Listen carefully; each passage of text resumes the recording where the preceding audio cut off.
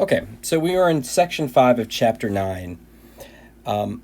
We're still asking the same types of questions. We're asking about some particular series. Now, you have to understand what I mean when I say series, or otherwise these lectures just are not clicking. You're a step behind at every point. Remember, a sequence, if you have to go back to 9.1, is let's just make it very simple, a list, a set of numbers, okay, that is described by some function. Now, a series is going to be the sum of that sequence, where you're starting to add things up. It just so happens that we are interested in infinite series. And so if you're going to add up an infinite amount of numbers, you have to understand that you don't have an infinite amount of time to do so. And so you need to start, we need other ways of arriving at these results. So the next test that we're going to discuss is what we call the alternating series test. And I want to stay here for just a second on what we mean by alternating. So if not all, the majority of all the sequences that you have seen up to this point have all been positive numbers, right? So like 1, then a half, then a fourth, etc. All positive numbers. What you're now going to see is when we say alternating, meaning the sign is going to be alternating between negatives and positives, or positives and negatives. And there's two types of alternating series that you're going to see. The only two types that you will see are either the odd terms are going to be the negative ones, or the even terms are going to be the negative ones. You're not going to see any type of, negative, positive, negative. You're not going to see any, it's always going to go back and forth between negative and positive, negative and positive. And if you have a second, take a look at what I'm bracketing right now. This -1 to the power of n, or -1 to the power of n plus 1, this is what is making your terms of your series, right, or of your sequence, have alternate signs, okay? It's just so you basically, if you have your general term, your nth term, it's either going to be attached to +1 or -1, or +1 or -1. And that's why you're seeing the signs alternate back and forth. Now, the way this test works, it's very simple. If the following two conditions are met, you just get to say converges. Okay, so what we're going to look at is, so we have two different series. We have a sub n, and then we have the following. So we have -1 to the power of n, -1 to the power of n plus 1, but it's very simple. Basically, the way this works is you're going to test if the limit of a sub n as n approaches infinity is equal to 0. If that's the case, check. That's the first condition. The second condition is basically stating that, and I'll write this for you. So for the first condition, it's fairly simple. Is as n goes to infinity, a sub n is equal to 0. Okay, you take the limit and make sure the limit is equal to 0. Now, the second condition basically says that for all, if the a sub n plus 1 is smaller, right, or equal to, then a sub n, meaning every a sub n plus 1, meaning the next term is always going to be smaller than the previous term for all n. It's smaller than or equal to, but it's, so the following term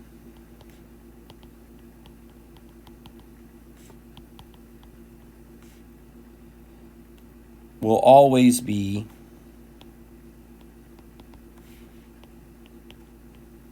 smaller than previous term.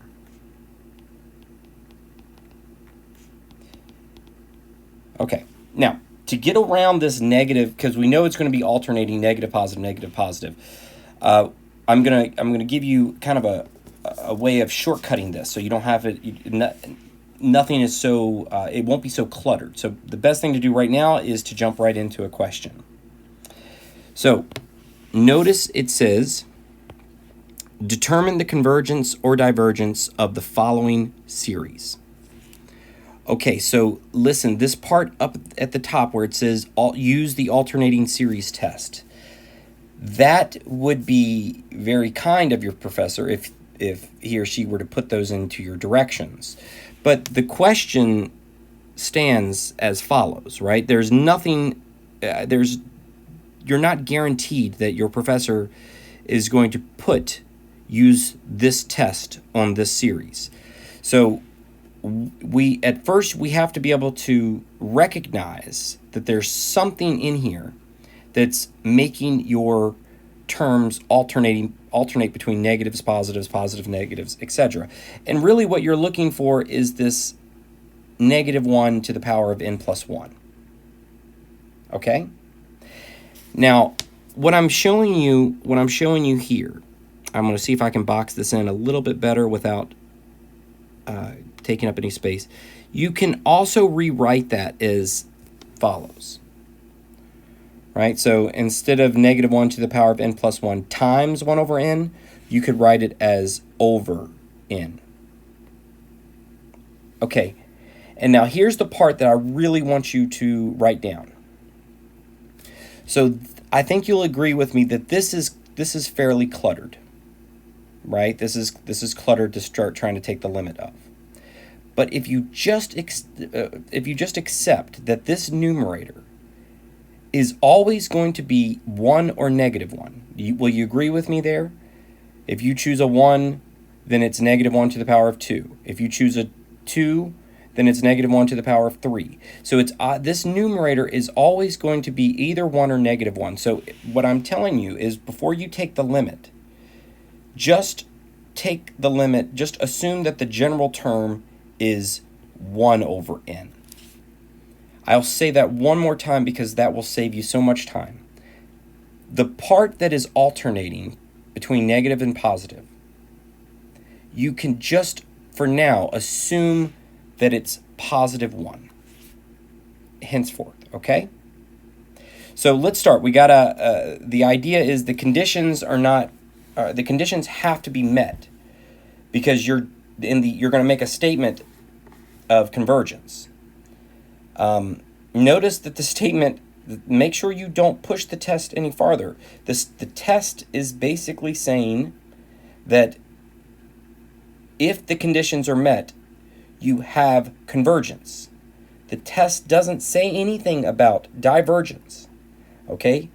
So sometimes you just have to say, sometimes you have to use another test, okay, or the test fails. All right, well, let's start with the very first condition. The very first condition was to take the limit of a sub n as n goes to infinity. And I've already told you that we can just assume that a sub n is 1 over n as opposed to -1 over n plus 1 to over n, right? Because we know, again, that this is either going to be 1 or -1. So in the limit, this is not going to affect our result. So this is quite easy. This is quite easy to recognize. That what's going to happen is as you take the limit as n goes to infinity of 1 over n. Well, what is you by now you know that is equal to 0. Now, if that part up here was confusing as to why you could just use a 1 instead of a -1, then let me offer a quick explanation. So we just used the positive numerator. Well, are you can you imagine that this would be any different if this would be negative 1 over n? Would that result be any different at all? No, it would still go to 0. So in this case, we have met our first condition. The limit as n approaches infinity of a sub n is equal to 0. And now, let's go to our second condition. And you should write your second condition. It might be worth writing it out like this. You can, you should try to stay formal you should really try to tackle this the way it is with n plus 1 and n and not use, like, you shouldn't do a term by term comparison. But listen, if you're out of luck trying to use the formal approach, then you might just list out the first few terms of a sub n plus 1 and the first few terms of a sub n, and that might be how you have to approach the problem, right? I mean, I would assume that it's not formal. It's not a formal, but sometimes you have to, it's as opposed to keep just letting it the question be blank. Sometimes you just have to go as far as you can go. So what am I about to do right now? Well, again, I'm going to use this 1 over n. I'm not going to worry about this negative 1 part. So let's go ahead and rewrite this. So a sub n, that's just the 1 over n. Now, if I use n plus 1, okay, you can now assume that what I'm going to do is I'll start with a sub n, but I'm going to be plugging n plus 1 in for n. So this ends up being 1 over what? 1 over n plus 1. Now, I need to be able to prove that for all n, 1 over n is going to be greater than or equal to 1 over n plus 1. And how can you do that? Well, fairly simple. You can, if it helps you, you can cross multiply. You can multiply by the LCD. Right? So at this stage right here, we could multiply by n times n plus 1. And let's see what that gives us. So that gives us just n less than or equal to. And over here would be n plus 1. Now, do you see that at this stage, n plus 1 will always be greater than n, right? Because you're always adding 1. So, in other words, you have met the criteria for the second condition. So you have met the criteria for the first condition, the second condition. So then what can you conclude? The conclusion is the series converges. Okay, the series converges. So series converges by alternating series test.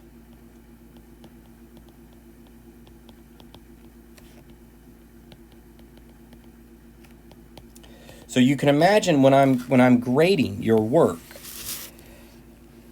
to just simply tell me series converges without telling me how you know that is the equivalent of you telling me a true or false question is true without telling me how you know that it's true. It's we are not. I can't award guessing, especially when I just can't.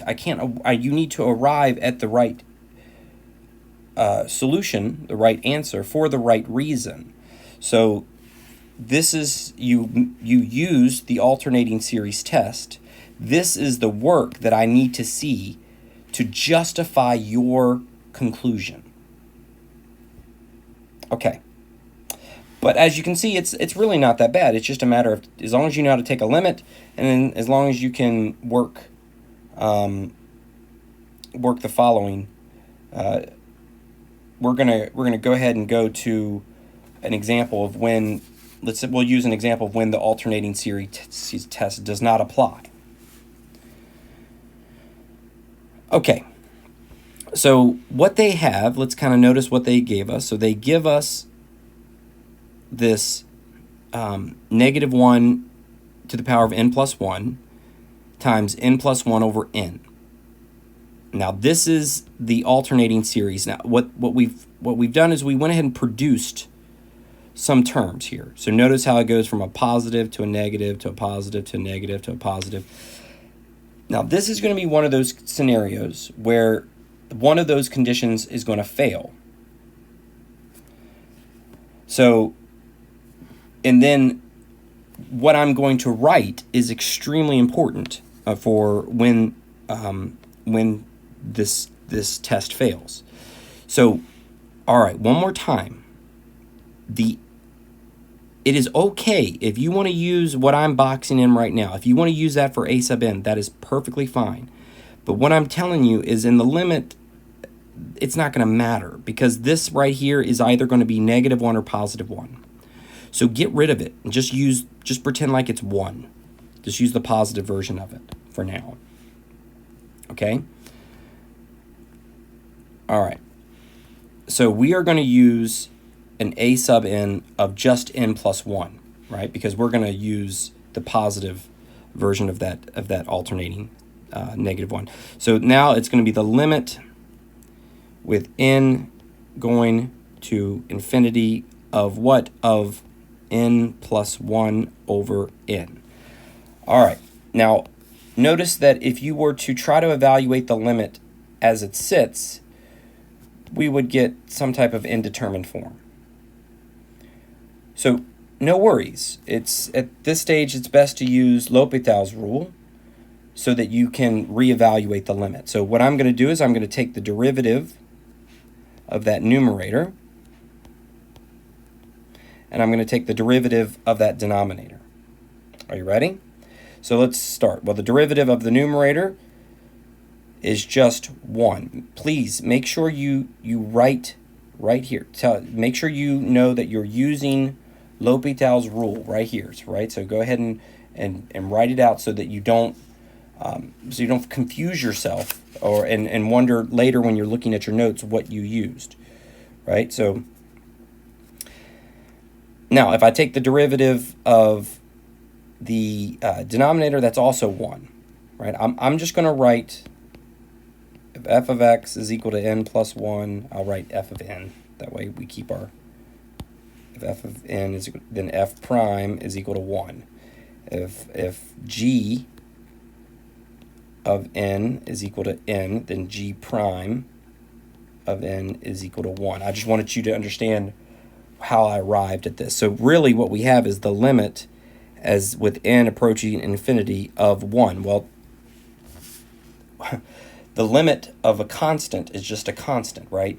It is irrelevant what n does, because you're going to stay at 1. So this is equal to 1. This fails the condition. The condition said the limit of a sub n must equal 0, right? So it fails. Condition 1. If it fails condition 1, stop. There's no need to go to condition 2. It's already failed the condition 1. So what can we say? You can say alternating series test fails.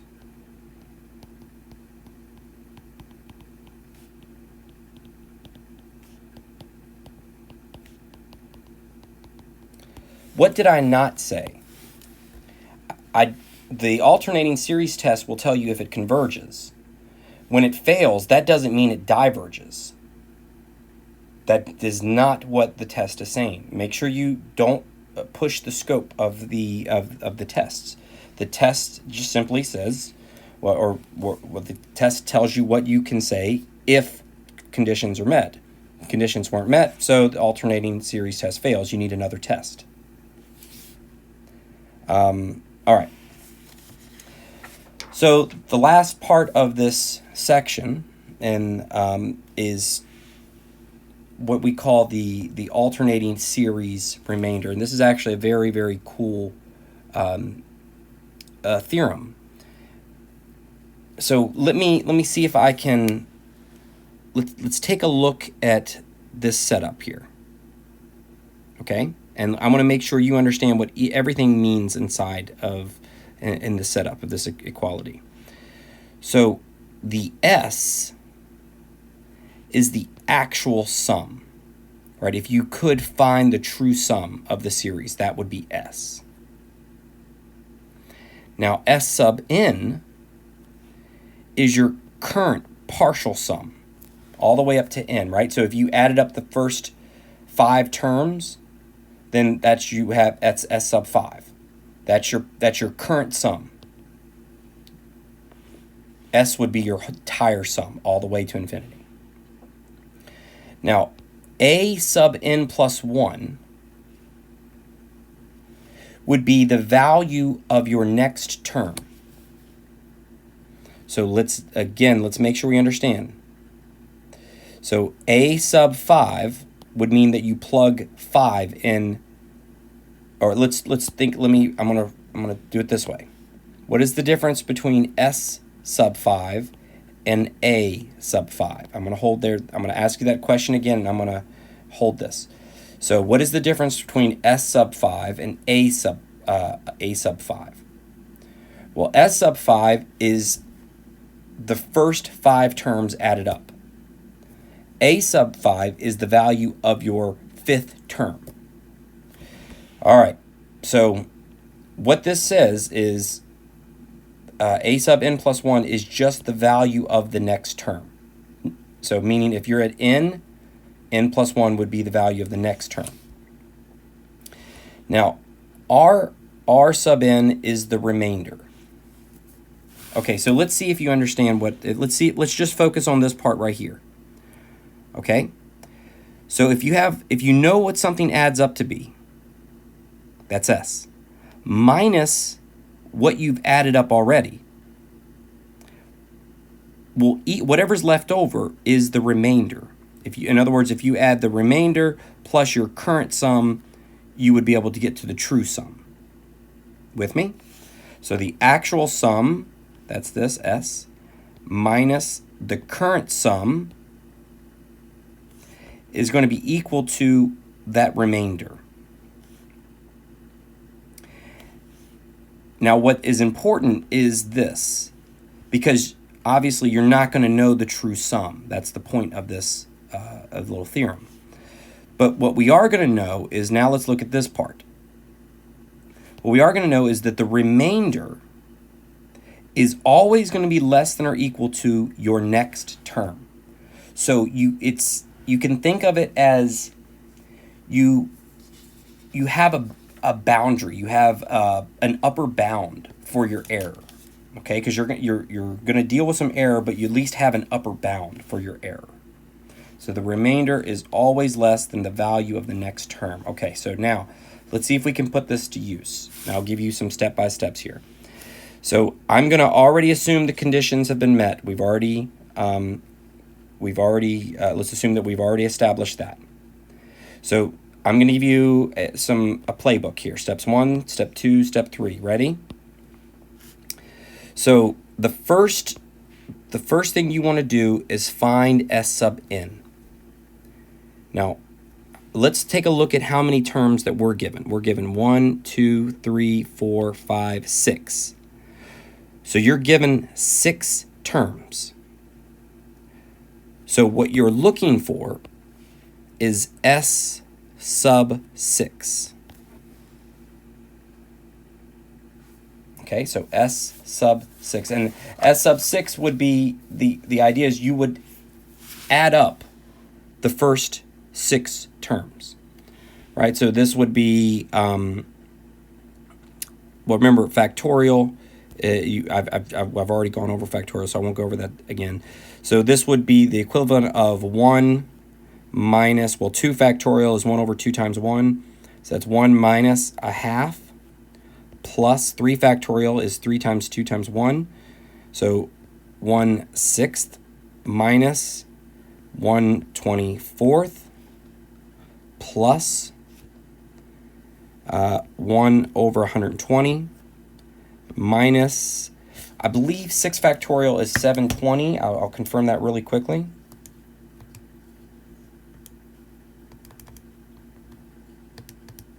Yep, so minus 1 over 720.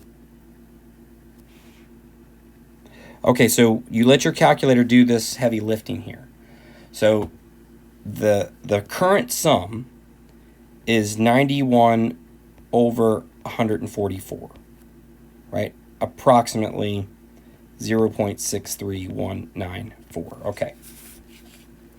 So step 1, I think you'll agree with me, that's since they give you some terms, you're going to add up your first 6 terms. Now, step 2 is to find the value of the next term. What is the next term? Well, you have to know what your current term is before you can talk about your next term. So do you agree with me that it stops right here? This is a sub 6.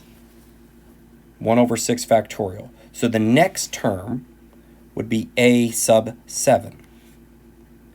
Okay, so you would plug in a 7 in for n, so you would have, it would be a positive now. So this would end up being 1 over 7 factorial, which is 1 over 7 factorial is 5,040. Okay. So I'm going to box in S sub 6. I'm going to box in A sub 7.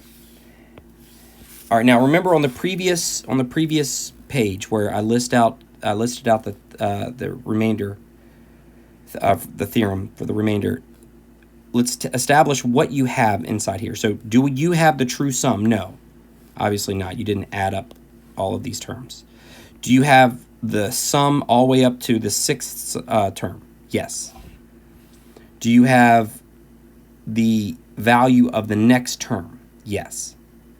So let's go ahead and if you don't have the true sum, then you don't have the remainder. So in this case, what you're going to do, though, because the nice part about this theorem is it allows us to make the statement that, look, whatever s minus s sub 6 is, we know it's going to be less than or equal to the next term. That's what's nice about this. Ready? So I'm going to go ahead and plug in. So that would mean s minus 91 over 144 is less than or equal to 1 over 5,040. All right. So the way you can think about that is and I'll capture this right down here, and then I'll come back and finish that up. So the true sum, so S, this is what you're going to be stating. S is going to be somewhere between what? Well, it's going to be, I'm going to go ahead and use some decimals here, okay, just so you can, well, no, I won't do that. So the true sum is going to be somewhere between S sub 6 plus or minus A sub 7. Okay? So I'm going to go ahead and write that. So it's going to be 91 over 144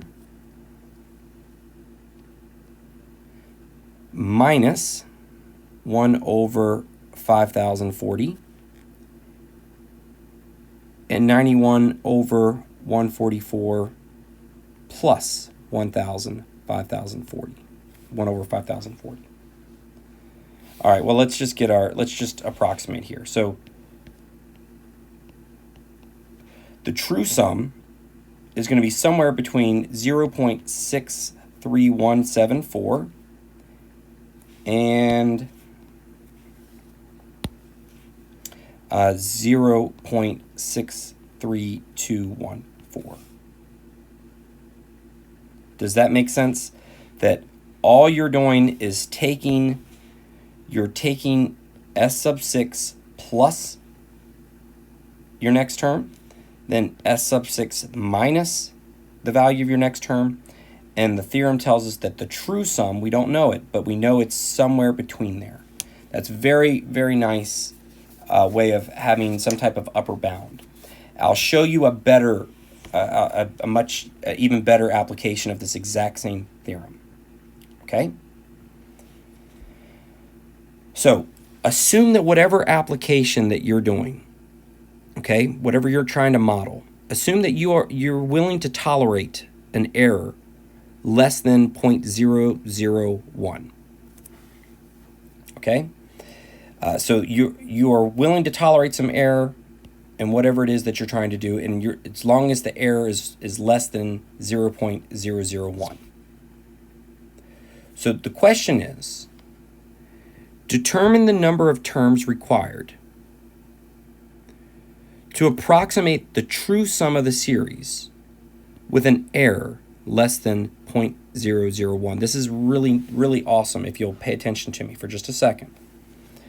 So, look, for sure, you can find a sub 1, a sub 2, a sub 3, a sub 4, and you can keep playing this game. And then you can add them. This plus a sub 1 plus a sub 2, or a sub 1 plus a sub 2 plus a sub 3, or a sub 1 plus a sub 2 plus a sub 3 plus a sub 4.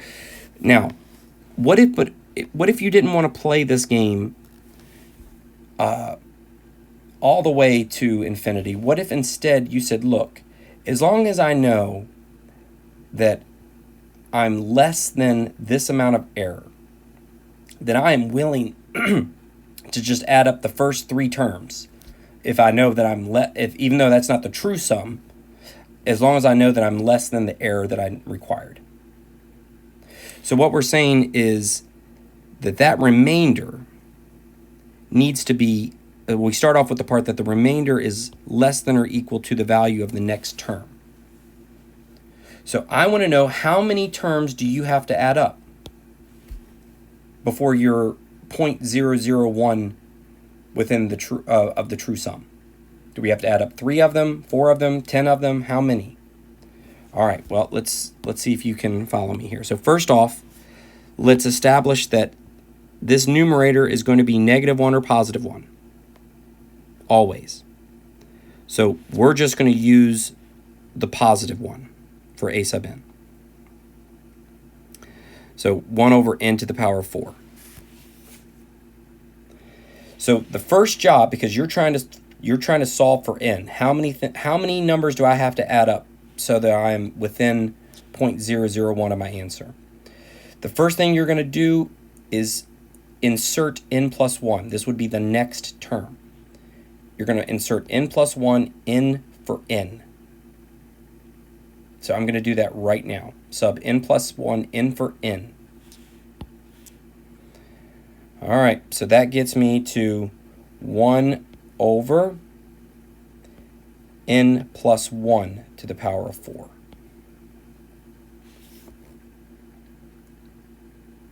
Okay. Now we're going to take this, okay, and set it to be less than your error that you're willing to accept. Okay, so we're going to set the result from step 1. That is 1 over n plus 1 to the power of 4. We're going to set the result of step 1 to be less than, because you don't want it to be equal to, you want it to be less than the error that you're willing to accept, 0.001. Okay, step 2 is done. Step 3 is to solve for n. And when you do, you'll know how many terms you have to add up so that your close enough. Okay, so I mean, this is just baby algebra to solve for n.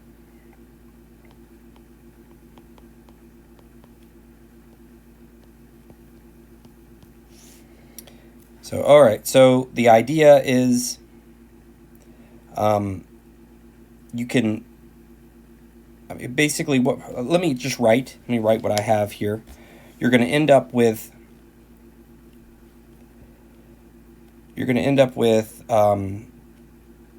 so multiply both sides, but I'll just do it for you. So I'm going to multiply both sides of this inequality by n plus 1 to the power 4. That's my first step. Okay, let's write that. So that would be 1 less than 0.001 times n plus 1 to the power of 4. Okay. Now, this next step, we're going to divide by 0.001 here and 0.001 here. All right, so what does that look like? So now, 1 divided by 0.001 is 1,000. So you have 1,000 is less than n plus 1 to the power of 4. Now you're going to go ahead and take the, an index of 4, so you're going to take the 4th root of both sides. I'm going to write that 4th root a little bit better so you can see it.